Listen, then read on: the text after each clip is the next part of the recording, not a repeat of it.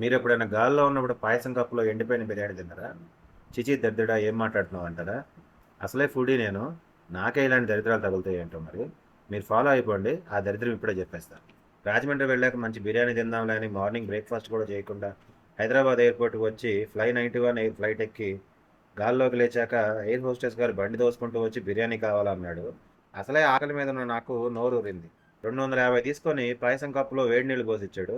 నేను డౌట్గా తీసుకొని చూస్తే రెండు చిన్న చికెన్ ముక్కలు ఎండిపోయిన అన్నం ఉంది. ఏంట్రా ఇది అంటే డీహైడ్రేటెడ్ బిర్యానీ అంట. నా జీవితంలో ఇలాంటి బిర్యానీ తినటం కాదు కదా అసలు చూడలేదు. పక్కన పడేసి మళ్ళీ 250 ఇచ్చి చికెన్ నూడిల్స్ తీసుకుంటే అవి రబ్బర్ బ్యాండ్లా ఉన్నాయి. ఆకలి చచ్చిపోయి మొహం మార్చుకొని కూర్చున్న నాకు గోదారమ్మ కనపడి కూల్ చేసింది. 500 ఖర్చు పెట్టి నోరు పాడు చేసుకొని రాజమండ్రిలో దిగాక వివేక్ బిర్యానీకి వెళ్ళి 200 కడుపు నిండా తిని హోటల్కి వెళ్ళి పడుకున్నాను. ఉంటానండి. హాయ్. वीडियोस बनाने हैं फिल्मोरा है ना।